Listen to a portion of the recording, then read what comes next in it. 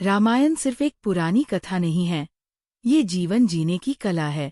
और भगवान राम सिर्फ एक राजा नहीं, बल्कि एक ऐसे पथ प्रदर्शक है जिन्होंने सत्य, धैर्य और करुणा से पूरी दुनिया को राह दिखाई। सोचिए, एक ऐसा राजकुमार जो सत्ता के सबसे बड़े सिंहासन तक पहुंच चुका था, लेकिन जब उसे चुनना पड़ा तो उसने सत्ता नहीं, सच चुना।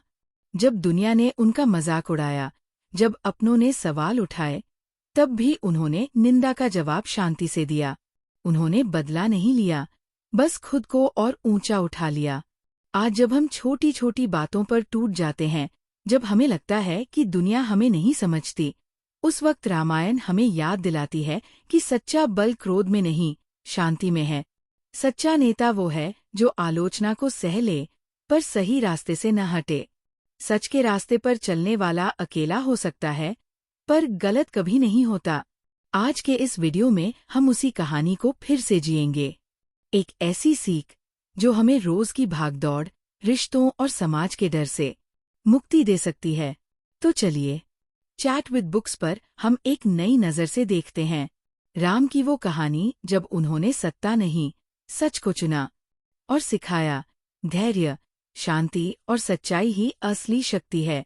अध्याय 1, सच की राह पर पहला कदम। जब राम ने वनवास स्वीकार किया।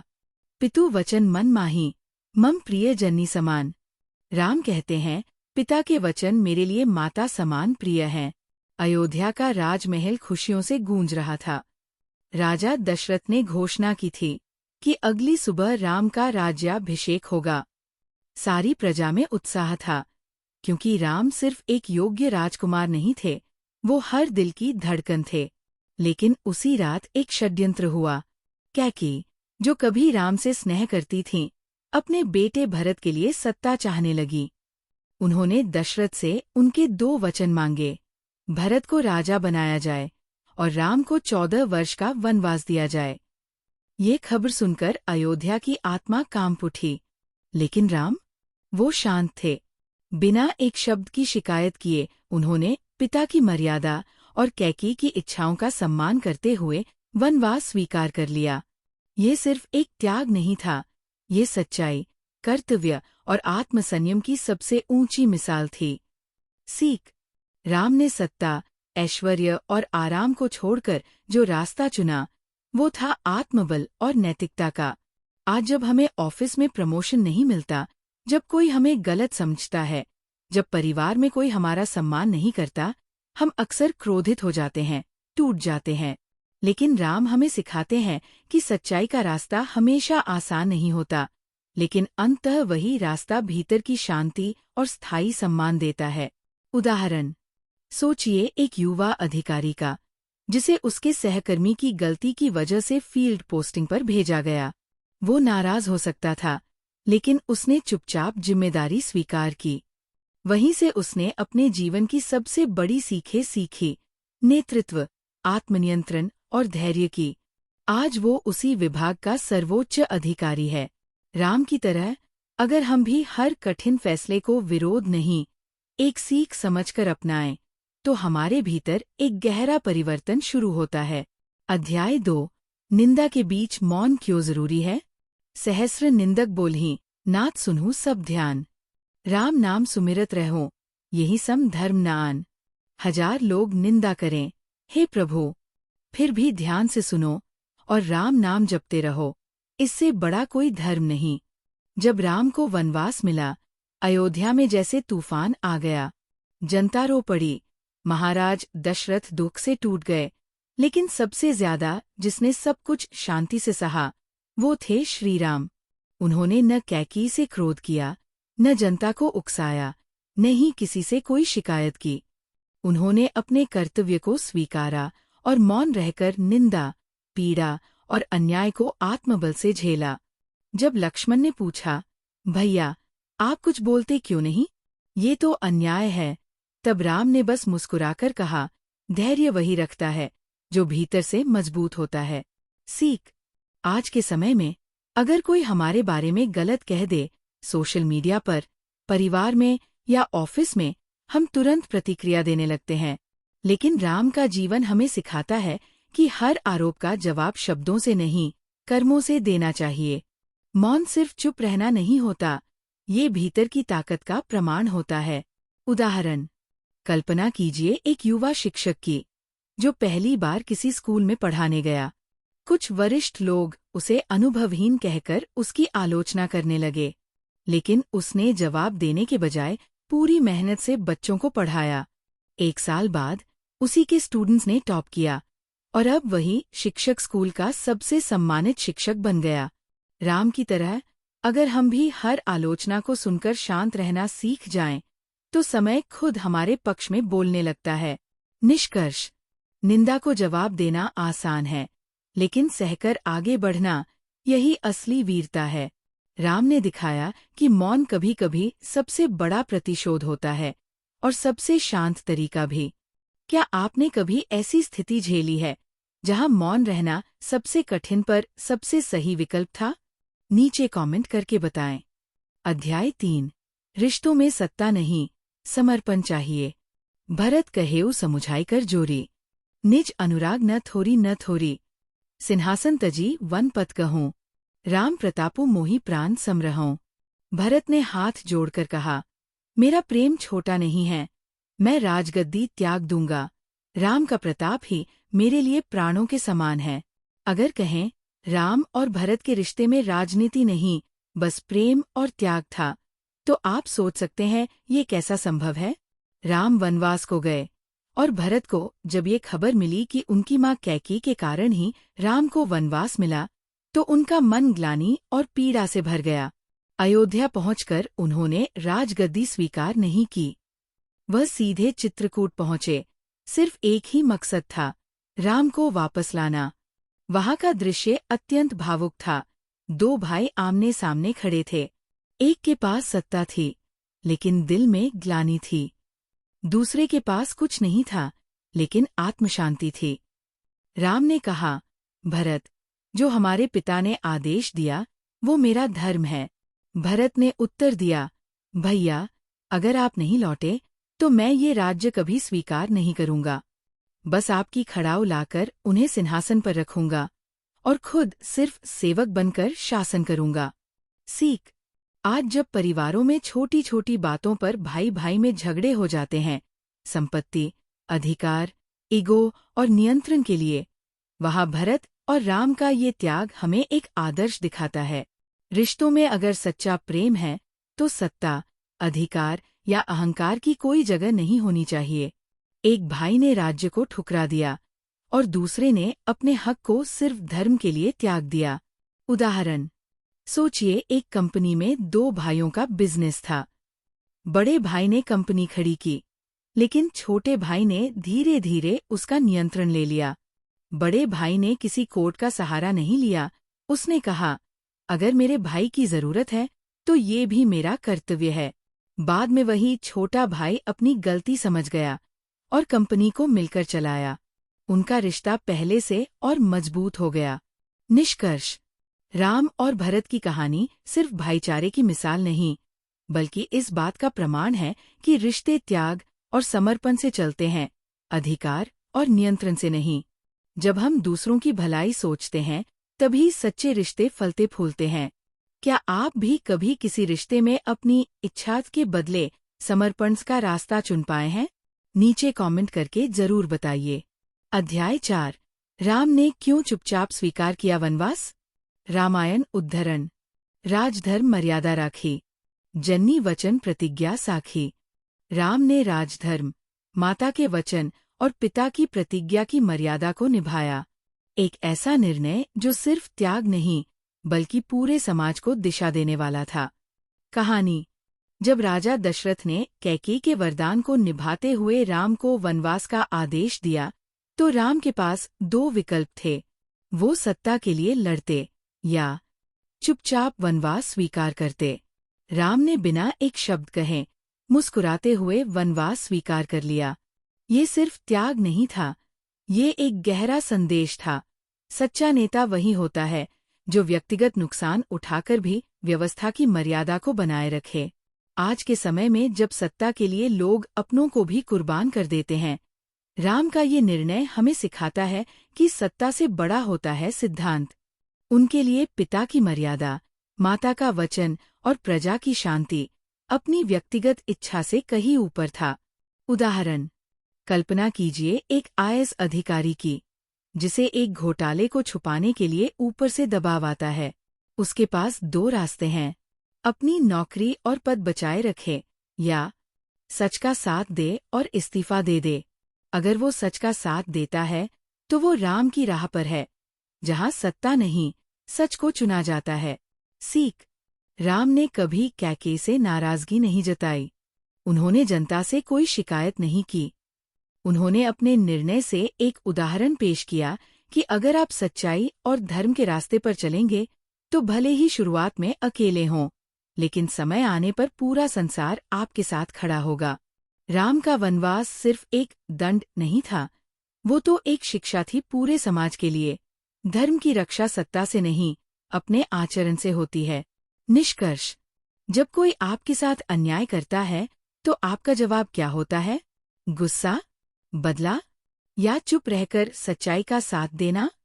राम ने हमें दिखाया कि शांति से लिया गया निर्णय सबसे बड़ी ताकत बन सकता है। उनकी चुप्पी उनके भीतर की गूंज थी, जो आज भी हमारे दिलों में सुनाई देती है। अब अध्याय 5, निंदा, अन्याय और अकेलेपन में भी कैसे शांत रहे राम। रामायण उद्धरण। सुनत प्रजा बिचारी मनमाही, धीरज धरी बोले प्रभु जाहि। राम ने प्रजा की बातें सुनी, उन्हें समझा और धैर्य रखकर निर्णय लिया। जहाँ हर कोई विद्रोह करता, वहाँ राम ने चुनी शांति की राह। जानिए वो कहानी जो आज के हर इंसान के लिए एक आईना है। कहानी, राम जब लंका विजय करके लौटे, सीता जी को साथ लेकर अयोध्या आए। उन्होंने राजा का पद संभाला, जनता प्रसन्न हुई, लेकिन कुछ लोगों ने सीता की शुद्धता पर प्रश्न उठाए। वो राम ही थे जिन्होंने रावण को हराया था, और वो सीता ही थी जिन्होंने अग्नि परीक्षा दी थी। फिर भी समाज के कुछ लोगों ने सवाल उठाए। राम जानते थे, अगर वो सीता को महल में रखें तो उनके शासन पर सवाल उठेंगे, और अगर उन्हें त्यागें तो निजी रूप से वो टूट जाएंगे। लेकिन एक राजा के लिए स्वयं से बड़ा होता है समाज, और भावनाओं से ऊपर होता है कर्तव्य। राम ने सीता को वन भेजने का निर्णय लिया। ये कोई कायरता नहीं थी, ये बलिदान था, ऐसा बलिदान जो शायद कोई आधुनिक नेता या पति नहीं कर सकता। उदाहरण, मान लीजिए एक महिला सीईओ है। वो बहुत कुशल और ईमानदार है, लेकिन कुछ कर्मचारी उसकी लीडरशिप पर सवाल उठाते हैं क्योंकि वह महिला है। वो चाहती है कि उसे समझा जाए, लेकिन उसे खुद को साबित करने के लिए बार बार संघर्ष करना पड़ता है, क्योंकि समाज की सोच अभी भी पीछे है। राम की तरह वह महिला भी एक गहरे मानसिक अकेलेपन से गुजरती है, लेकिन फिर भी अपनी भूमिका निभाती है, मजबूती से खड़ी रहती है। सीख, राम का जीवन हमें ये सिखाता है कि हर फैसला आसान नहीं होता। कभी कभी सही चीज भी करने पर आलोचना मिलती है, पर जो इंसान शांति और सच्चाई के साथ खड़ा रहता है, वही सच्चा राजा, सच्चा मानव बनता है। राम ने हमें दिखाया कि अगर आपके दिल में दर्द है लेकिन आपकी आत्मा शांत है, तो आप सही रास्ते पर हैं। उनकी शांति, उनका धैर्य और उनका त्याग, यही उन्हें मर्यादा पुरुषोत्तम बनाते हैं। निष्कर्ष, इस अध्याय में राम केवल एक राजा नहीं, एक इंसान है, जो दुखी है, अकेला है, फिर भी मुस्कुराकर समाज का बोझ उठाता है। तो अगली बार जब आपको किसी का ताना चुभे, जब आपसे उम्मीद की जाए कि आप खुद को साबित करें, तो राम को याद कीजिए, जिन्होंने अपने निजी दुखों को छुपाकर सबके लिए एक आदर्श रचा। अध्याय 6, लक्ष्मण को छोड़ना, जब भाई के प्रेम से बड़ा बना कर्तव्य। रामायण उद्धरण। प्राण तजय करु धर्म न हानि, ज्यों करी पापु धर्म दुई जानी। प्राण भी चले जाएं, पर धर्म की हानि नहीं होनी चाहिए। एक ऐसा क्षण जब भावनाओं पर भारी पड़ा धर्म, और राम फिर से अकेले रह गए। कथा, राम और लक्ष्मण का रिश्ता सिर्फ दो भाइयों का नहीं था, वो आत्मा और शरीर की तरह थे। वनवास से लेकर युद्ध तक लक्ष्मण ने कभी राम का साथ नहीं छोड़ा, लेकिन एक दिन ऐसा आया जब खुद राम को उस भाई को त्यागने का निर्णय लेना पड़ा। कहानी उस समय की है जब राम अयोध्या में राज कर रहे थे। एक गुप्त वार्ता के दौरान यमराज राम से मिलने आते हैं और एक शर्त रखते हैं, जब तक हम बात करें कोई तीसरा व्यक्ति इस कक्ष में प्रवेश न करे, वरना उसे मृत्यु दंड देना होगा। राम शर्त मान लेते हैं और लक्ष्मण को द्वार पर खड़ा कर देते हैं। कुछ समय बाद ऋषि दुर्वासा आते हैं और मिलना जरूरी बताते हैं। अब लक्ष्मण धर्म संकट में पड़ते हैं, या तो वो राम की बात माने या ऋषि की अवहेलना करें। लक्ष्मण अंततः भीतर जाते हैं और राम को ये शर्त याद आ जाती है। अब राम के सामने एक असंभव निर्णय होता है, या तो धर्म का पालन करें और लक्ष्मण को त्यागें, या भाई के लिए अपनी बात तोड़े। और राम ने क्या किया? उन्होंने भाई से प्रेम करते हुए भी उसे त्यागने का निर्णय लिया। लक्ष्मण ने भी इस धर्म की रक्षा के लिए स्वयं सरयू में प्रवेश कर आत्मबलिदान कर दिया। उदाहरण: कल्पना कीजिए कि आप एक टीम लीडर हैं और आपके छोटे भाई ने एक गंभीर गलती कर दी है जिससे कंपनी को नुकसान हुआ है। आपके पास दो रास्ते हैं, या तो भाई के प्रति अपने प्रेम में उसे बचा लें, या संगठन के हित में उसे उत्तरदायी ठहराएं।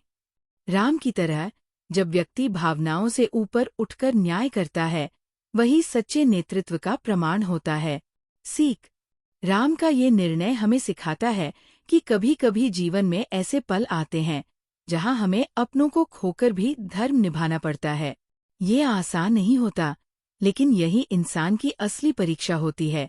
निष्कर्ष: राम का जीवन बार बार हमें दिखाता है कि आदर्श सिर्फ बातें नहीं होते, वो त्याग, दर्द और कर्तव्य के रास्ते से होकर गुजरते हैं।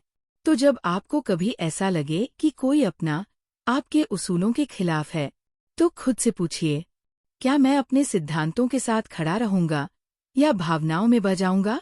राम ने चुना धर्म, और इसी कारण वो आज भी हमारे आदर्श है।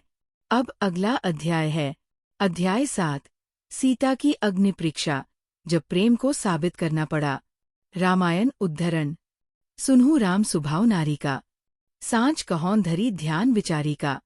हे राम, स्त्री का स्वभाव, उसकी पीड़ा और मर्यादा को समझना आवश्यक है। एक ऐसी घड़ी जब एक पत्नी को अपने सम्मान के लिए जलती हुई आग में उतरना पड़ा और एक पति को चुपचाप सब सहना पड़ा। कथा: लंका विजय के बाद जब राम ने रावण को पराजित कर सीता को मुक्त कराया, वो क्षण सिर्फ जीत का नहीं था, बल्कि परीक्षा का भी था। जहां एक ओर सीता के हृदय में खुशी थी राम से पुनर्मिलन की, वहीं राम के मन में समाज की दृष्टि का भार था। राम ने सीता से कहा, मैं तुम्हें रावण से छुड़ाने आया था, लेकिन तुम इतने समय तक उसके घर में रही हो, इसलिए तुम्हारी पवित्रता पर प्रश्न उठ सकते हैं। ये सुनकर सीता विचलित नहीं हुई। उन्होंने अपनी आंखों में आंसुओं के साथ भी गर्व से कहा, अगर मेरा मन, शरीर और आत्मा राम के अतिरिक्त किसी और के प्रति विचलित हुई हो, तो अग्निदेव मुझे भस्म कर दें। और फिर सीता ने अग्नि प्रवेश किया। आग की लपटों के बीच जब सीता सुरक्षित बाहर निकली, तो स्वयं अग्निदेव ने कहा, हे राम, सीता पूर्ण रूप से पवित्र है। इन पर संदेह करना स्वयं धर्म पर संदेह है। उदाहरण: सोचिए एक महिला जिसने शादी के बाद मुश्किल वक्त में अपने पति का साथ दिया, लेकिन समाज ने उसके चरित्र पर प्रश्न उठाए, क्योंकि वो एक बार किसी अनजान शहर में अकेली देखी गई। पति उस पर भरोसा करता है, लेकिन समाज का डर उसे तोड़ देता है। ये कहानी आज भी लाखों भारतीय महिलाओं की हकीकत है, जिन्हें खुद को साबित करना पड़ता है, अपने ही लोगों के सामने। सीख: सीता की अग्निपरीक्षा हमें बताती है कि कभी कभी सच्चा प्रेम खुद को साबित करने की परीक्षा में भी खड़ा रहता है। राम का दृष्टिकोण आज विवादित माना जा सकता है, लेकिन उनका संघर्ष उस समय के सामाजिक दबाव को दर्शाता है। निष्कर्ष: राम और सीता की ये घटना सिर्फ एक दाम्पत्य संबंध की बात नहीं है, यह उस संघर्ष की कहानी है जहां प्रेम, मर्यादा और समाज की सोच तीनों टकराते हैं। अगर आज आप किसी रिश्ते में हैं जहां आपको अपने प्रेम, ईमानदारी या नियत को बार बार साबित करना पड़ता है। तो सीता की तरह अपने आत्मबल को याद कीजिए। आपको आग में उतरना नहीं पड़ेगा, लेकिन सच और सम्मान से खड़ा होना ही आपकी जीत होगी। अध्याय 8 राम का वंगमन, सत्ता नहीं, सत्य का चुनाव। रामायण उद्धरण। प्राण जाए पर वचन न जाए। प्राण भले ही चले जाए, लेकिन दिया गया वचन कभी नहीं टूटना चाहिए। कथा। राज्याभिषेक की तैयारियां जोरों पर थीं। अयोध्या नगरी दीपों से सजी थी। प्रजा के चेहरे पर प्रसन्नता थी कि राम जैसा न्यायप्रिय, मर्यादित और धैर्यवान युवराज उनका राजा बनने जा रहा है। लेकिन तभी कैकेयी के 2 वरदानों ने सब कुछ बदल दिया। कैकेयी ने दशरथ से मांगा कि राम को 14 वर्षों के लिए वनवास भेजा जाए, भरत को अयोध्या का राजा बनाया जाए। दशरथ टूट गए, लेकिन वचनबद्ध थे। राम के लिए ये किसी साजिश से कम नहीं था। उन्होंने चाहा तो कुछ नहीं बदला जा सकता था। वह युद्ध कर सकते थे, सत्ता छीन सकते थे, प्रजा को साथ खड़ा कर सकते थे, लेकिन राम ने कुछ और चुना। राम ने चुना सच, शांति और पिता का वचन। उन्होंने कहा, राज्य तो सेवा का माध्यम है, लेकिन मेरी सेवा वचन में निहित है। अगर पिता ने वचन दिया है तो उसे निभाना मेरा धर्म है। राम ने राज सिंहासन छोड़ दिया।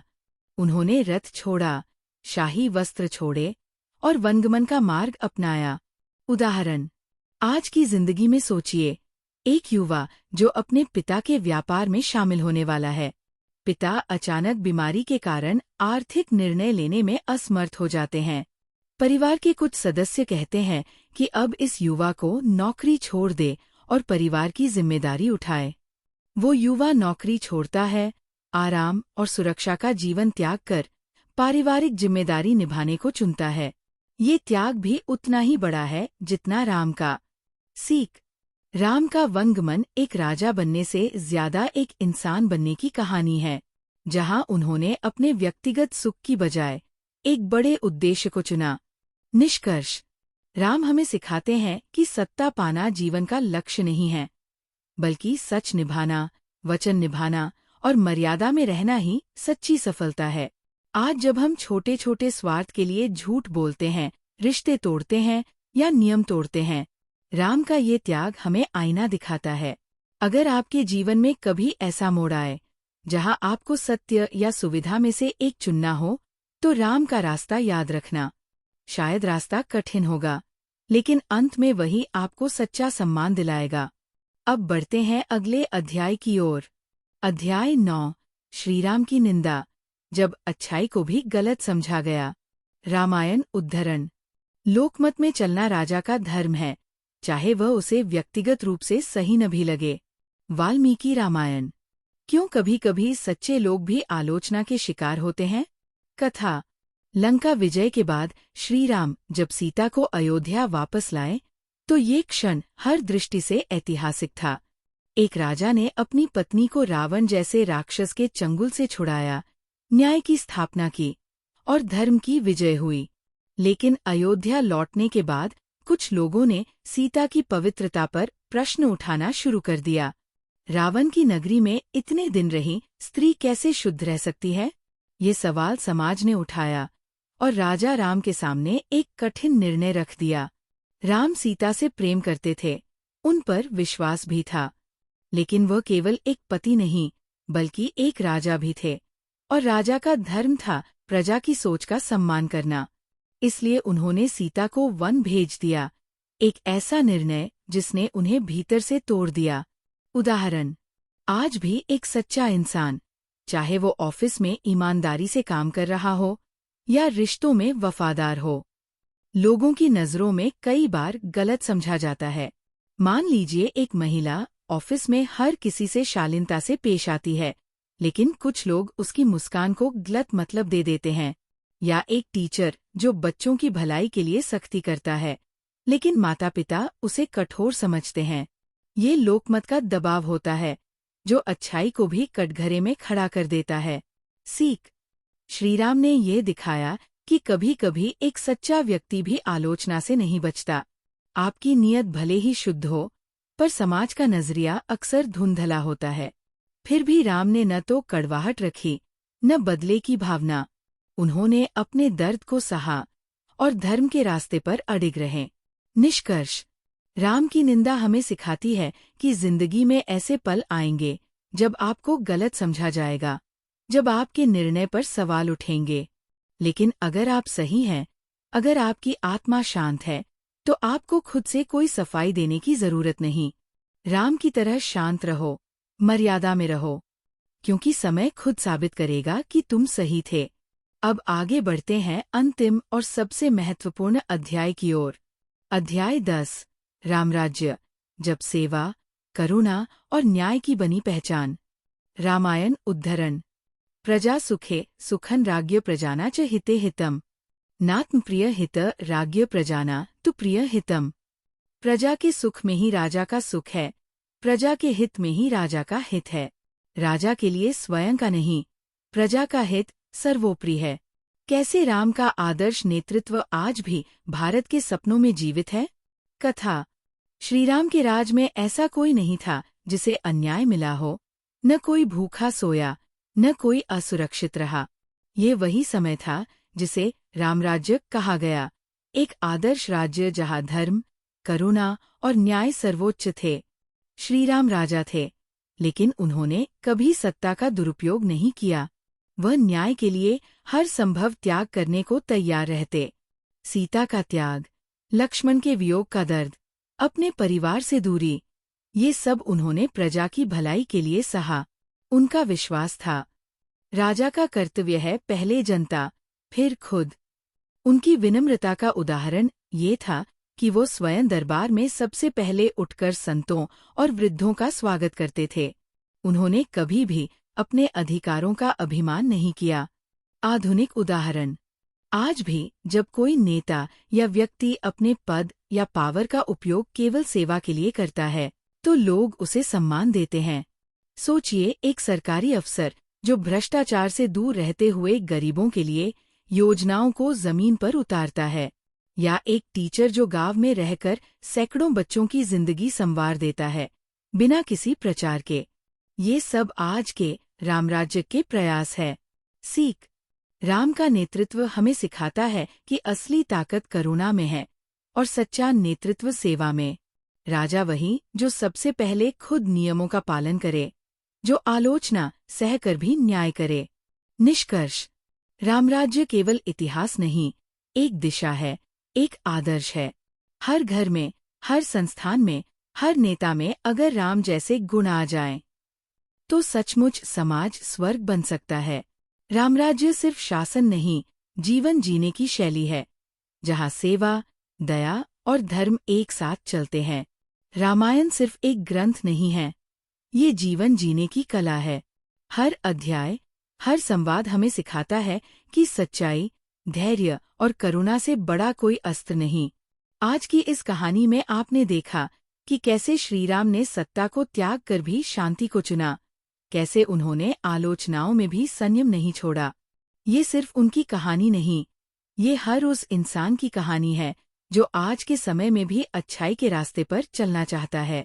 अब अगर आप रामायण को एक नए दृष्टिकोण से, कहानियों और भावनाओं के माध्यम से फिर से अनुभव करना चाहते हैं, तो इस वीडियो को बार बार जरूर देखिए। हर बार कुछ नया समझ में आएगा। और हाँ, कल की किताब है मैन्स सर्च फॉर मीनिंग, एक ऐसी किताब जो हमें सिखाती है कि सबसे अंधेरे समय में भी जीवन का अर्थ कैसे ढूंढा जा सकता है। अगर आप भी तैयार हैं उस खोज पर चलने के लिए, तो कमेंट करें, I am ready to find my meaning. Video अच्छा लगा हो तो लाइक करें और किसी दोस्त को भेजें जो अभी जीवन में जवाब ढूंढ रहा है। सब्सक्राइब करें चैट विद बुक्स बाय सुहानी को, क्योंकि हर दिन हम एक नई सोच के साथ लौटते हैं। Thank you so much.